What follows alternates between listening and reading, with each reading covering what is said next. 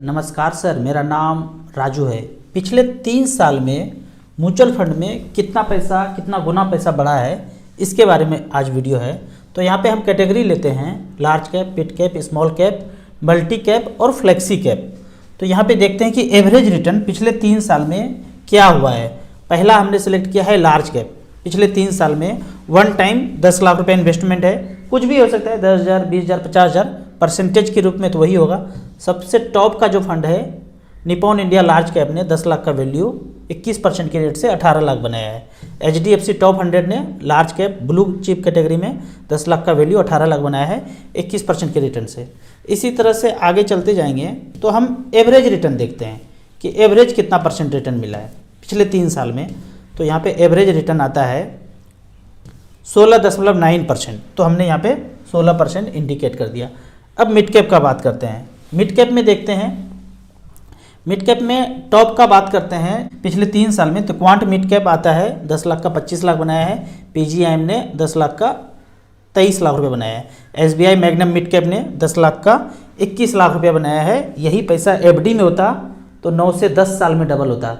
SBI mid cap में check काट के डाले होते FD का 3 साल पहले, भूतकाल से नहीं डरते, तो ये 10 लाख का वैल्यू 21 लाख बनाया। 28% का रिटर्न सालाना 3 साल में दिया है। 28% मतलब 28, 28, 28, 28%, फिर उसका 28%, फिर उसका 28%, ऐसे करके 3 साल में हुआ है। तो 10 का 21 बना है। अब यहाँ पे एवरेज रिटर्न देख लेते हैं मिड कैप कैटेगरी में। सारे फंड का ऊपर नीचे कौन सा पता नहीं, कौन सा टॉप है ये नहीं देखा, तो 23% का रिटर्न पिछले 3 साल में। 23 पिछले 3 साल का मतलब यही होता है, 23% का रिटर्न दिया है। तो यहाँ पे हमने 23% लिख दिया। अब स्मॉल कैप कैटेगरी का बात करते हैं। एवरेज सबसे टॉप वाला देखते हैं कि 10 लाख का वैल्यू क्वांट स्मॉल कैप ने 10 का 37 बनाया। 54% का रिटर्न इस फंड ने दिया है। निपॉन इंडिया स्मॉल कैप ने 36% का रिटर्न दिया है सालाना। इसमें से एक्सपेंस ऑलरेडी कट चुका है, 1.5%, 2% जितना भी है वो कट चुका है। तो average return small cap category में अगर देखते हैं तो इस स्मॉल कैप कैटेगरी में एवरेज रिटर्न आया है 30.41% का एवरेज रिटर्न है। उसी तरह फ्लेक्सी कैप और मल्टी कैप का बात करते हैं तो स्मॉल कैप में 30%, मल्टी कैप में 22% और फ्लेक्सी कैप में 18%। यहाँ पे है फ्लेक्सी कैप, मल्टी कैप पहले आया, सबसे टॉप पे है क्वांट एक्टिव, 36% का रिटर्न दिया है। निपॉन इंडिया मल्टी कैप ने 25% का रिटर्न दिया है। जबकि फ्लेक्सी कैप का बात करते हैं, यहाँ भी क्वांट का फंड आ रहा है, 10 लाख का 27 लाख बनाया है। HDFC फ्लेक्सी कैप ने 10 का 20 बनाया है 26% के रिटर्न से। पराग पारिक तीसरे नंबर पे है, 10 का 19 बनाया है 25% के रिटर्न से। यहीं फ्लेक्सी कैप में एवरेज का बात करते हैं यदि, तो एवरेज के रूप में पिछले 3 साल में रिटर्न दिया है 18.12। तो इस तरह से करके हमने पाँचों कैटेगरी का एवरेज निकाल लिया पिछले 3 साल का। अब सबको जोड़ देते हैं, इसका भी एवरेज का एवरेज। तो 18, 22, 40, 30, 70 और इधर दोनों को जोड़ देते हैं 16, 23, 39, दोनों को जोड़ते हैं 70 और 39 हो गया 109 डिवाइडेड बाई 5 कैटेगरी लिए हैं, 5 से डिवाइड कर दिया तो 20.18% का एवरेज रिटर्न आया। अब इस पैसे को ऐसे कैलकुलेट करते हैं कि 10 लाख लगाया 3 साल के लिए, 20% का एवरेज रिटर्न मिला तो 10 लाख का वैल्यू 17,28,000 हो गया। तो 10 का जब 17,28 हो गया, 17 लाख मान लेते हैं, 10 का 17, तो 1.7 गुना पैसा हुआ है पिछले 3 साल में। तो ये जो क्वेश्चन था पिछले 3 साल में म्यूचुअल फंड में कितना पैसा बना, तो 1.7x पैसा बना है म्यूचुअल फंड में। आप कौन सा कैटेगरी में लगाए हैं, ऊपर नीचे अच्छा खराब सब में एवरेज अगर लगा दिए, इसलिए मैं बोलता हूँ 10,000 है, 1,000 करके सब में लगा दीजिए। पता नहीं कौन अच्छा कौन खराब, सब में डाइवर्सिफाइड करके लगा दीजिए। एक ही कैटेगरी में मत लगाइए, मिड कैप में लगाइए, स्मॉल कैप में लगाइए। अगर और ज़्यादा पैसा है तब जाके आपको flexi cap, multi cap, blue chip में जाइए। लेकिन थोड़े से ही पैसे हैं, टाइम ज़्यादा है, तो मिड कैप, स्मॉल कैप ही आपका वेल्थ क्रिएशन कर सकता है। अब यहाँ पे जो एक डर बना रहता है हमेशा म्यूचुअल फंड इन्वेस्टर को, पैसा लगाऊंगा भाग जाएगा तो, डूब जाएगा तो, ऐसे नहीं सोचना है। अब आपके मन में क्वेश्चन होगा कि पिछले 3 साल में इतना अच्छा रिटर्न कैसे मिल गया, उसके पीछे 3 साल, उसके पीछे 3 साल में रिटर्न नहीं आया।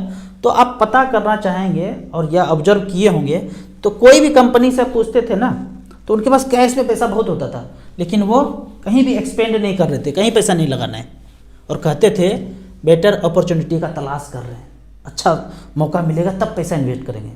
मौके का तलाश नहीं कर रहे थे, उनको सब पता था प्लान के तहत, एज पर प्लान के तहत कि भूतकाल आने वाला है।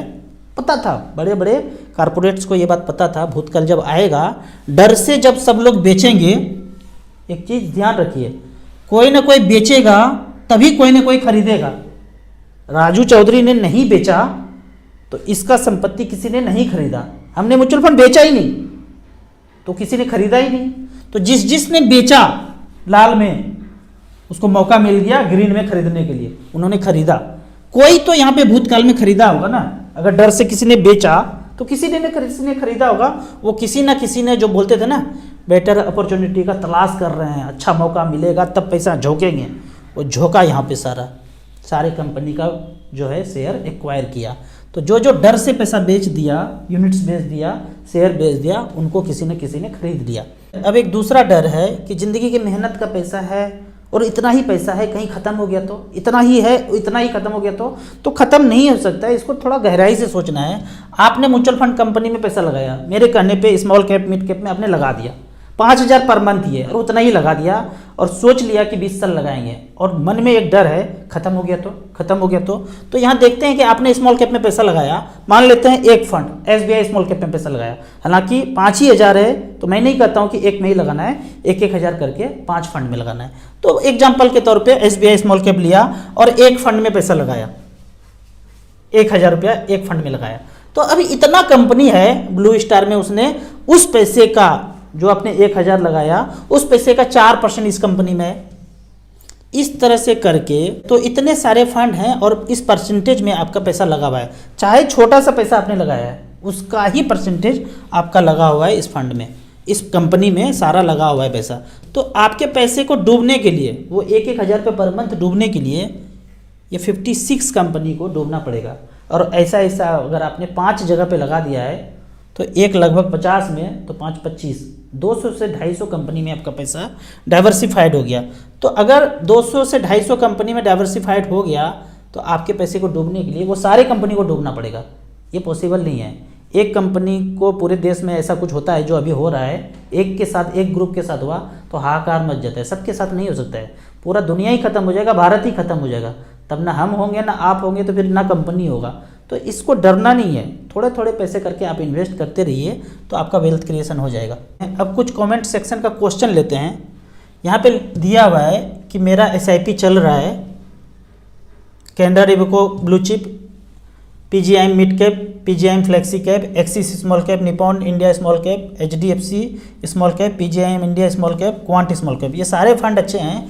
एक फंड को आप चेंज कर सकते हैं तो कर दीजिए। कैनरा रेबको ब्लू चिप से हट के आप कैनरा रेबको इमर्जिंग इक्विटी में चले जाएंगे तो शायद ज़्यादा अच्छा रहेगा पोर्टफोलियो आपका, क्योंकि इसमें आपका पैसा भी ज़्यादा जा रहा है। अगला है कि 15,000 रुपये पर मंथ किया, 15% के रेट से 15 साल में 1 करोड़ हो जाता है। हमने ऐसा कभी किसी को होते नहीं देखा है, जबकि प्लॉट खरीदा, प्रॉपर्टी खरीदा, परचेज किया, मल्टीबिगर बन गए, जॉब से बन गए, सब जगह से बन सकते हैं। आप मेहनत करते हैं, आप प्रॉपर्टी सेल करते हैं, ज़मीन खरीद बिक्री करते हैं, आपका वो प्रोफेशन है, आपका वो गुण है, आप वहाँ पे मेहनत कर रहे हैं, दिमाग लगा रहे हैं, दिमाग लगा के कोई भी पैसा कमा सकता है। लेकिन यहाँ पे जो कहना कि कोई नहीं बनाया है, तो मैं अपना ही उदाहरण देता हूँ, दूसरे का पोर्टफोलियो में दिखा नहीं सकता हूँ। निपॉन इंडिया ग्रोथ में 2010 से लेके अब तक 13 साल बीत गया, 3-3 हज़ार का पर मंथ का SIP चल रहा है। बीच बीच में थोड़ा बहुत टॉपअप भी किया, 10,000 20,000 कहीं से आया वो भी टॉपअप कर दिया, 50,000 आया टॉपअप कर दिया, और 3,000 का SIP कंटिन्यू है। ये चलता रहेगा 20-21 साल तक। 8,08,000 जमा हुआ है और पैसा 23 लाख रुपया बना हुआ है। ये कहना ना कि 1 करोड़ रुपया नहीं बनता है, पूरे पोर्टफोलियो मिला के तो 1 करोड़ से ऊपर है, लेकिन यही फंड सिर्फ अगर जिंदा रहा तो यहीं पे आपको 1 करोड़ रुपया इस फंड में दिखा दूंगा। अभी एवरेज रिटर्न 15.9% का रिटर्न दिखा रहा है, जब मार्केट अप था 18, 19, 20% का रिटर्न यहाँ दिखा रहा है। तो भूले भटके भी हमें क्या चाहिए, 15-16%, उतना अभी मिल रहा है। तो इस क्वेश्चन को अब आगे बढ़ते हैं कि कहीं नहीं मिला है, आप सही कर रहे हैं, आपने नहीं देखा है तो नहीं मिला है, लेकिन हमने देखा है, हमें मिला है।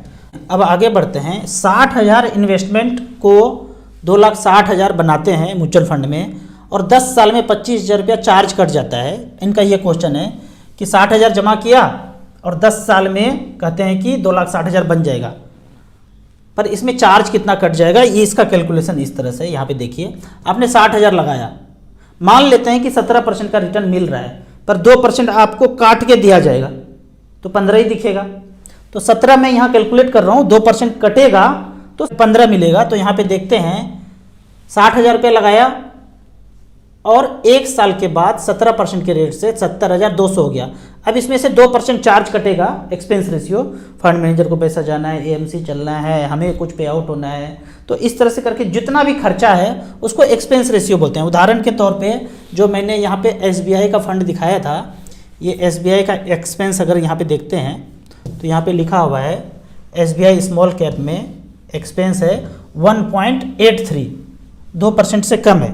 ज़्यादातर स्कीम का यही है, 2% से कम रहता है, लेकिन हमने 2% लिया है, इसीलिए मैं बोलता हूँ ज़्यादा एयूएम है तो उसमें पैसा लगाइए। हमने यहाँ पे कैलकुलेशन के दृष्टिकोण से, सुविधा के हिसाब से हमने 2% कैलकुलेट किया है। तो 70,200 रुपया बना 17% के रेट से, इसमें से 2% एक्सपेंस रेशियो जाएगा तो 1,380 रुपया चला जाएगा, साल में जाएगा, मंथली नहीं है, रोज नहीं है, पूरे पैसे का साल में ये 1,380 चला गया चार्जेज के रूप में, एक्सपेंस के रूप में। अब इस पैसे से इसको हटाएंगे तो 68,820 रुपया हुआ। अब इसमें भी 17% मिला अगले साल, 1 साल के और बाद, तो ये पैसा बढ़ के हो गया 80,519 रुपया। अब इसका 2% कटना है तो 1,610 रुपया साल के अंत में कट जाएगा। अब इस पैसे को इसमें माइनस कर देंगे तो बचा कितना, 78,909 रुपया। इसमें 17% मिला तीसरे साल तो पैसा हो गया 92,323 रुपया। इसमें से 2% कटेगा 1,846 रुपया। तो इस तरह से करके 1,800, 1,600, 1,300 सालाना कटते जा रहे हैं। तो आपका कहना सही है कि 2-2.5 लाख बनेगा तो 20-25 हज़ार रुपया एक्सपेंस के रूप में कट जाएगा, कटेगा ही कटेगा। सब लोग मिलके काम कर रहा है, ऐसे तो चलेगा ही नहीं, कुछ ना कुछ तो करना पड़ेगा, तो ये चार्ज कट जाएगा। लेकिन अब ये कटता कैसे, एक्चुअली मंथ के लास्ट में कटता है, साल के अंत में कटता है, जैसे मैंने ये साधारण हिसाब से कैलकुलेट करके बताया, ऐसे नहीं कटता है। मान लेते हैं कि आपने 1 लाख लगाया, उसका 2% एक्सपेंस रेशियो 2,000 होता है, 2,000 डिवाइडेड बाय 365 डेज करते हैं तो 5 रुपया 40 पैसा रोज कटेगा। आपने 1 लाख लगाया, अगले दिन जो भी बढ़े घटेगा उसमें से 5 रुपया 40 पैसा कट जाएगा। मान लेते हैं कि आपका 1,000 बढ़ा या 500 बढ़ा, उसमें से 5 रुपया 40 पैसा कट जाएगा।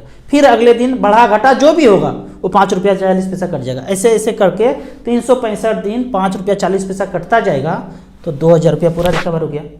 फिर अगले साल जितना पैसा है उसका 2% डिवाइडेड बाय 365 डेज, जो पैसा आएगा वैसे कटते जाएगा। इसी तरह से कटता है, म्यूचुअल फंड में यही नियम है। अब अगला क्वेश्चन देखते हैं क्या पूछा जा रहा है। यहाँ पे पूछा जा रहा है कि सर डायरेक्ट और रेगुलर कौन से में इन्वेस्ट करना चाहिए। यदि आपको म्यूचुअल फंड का सारा दाव पेच सब कुछ पता है तो आपको डायरेक्ट स्टॉक में जाना चाहिए, डायरेक्ट म्यूचुअल फंड में जाना चाहिए।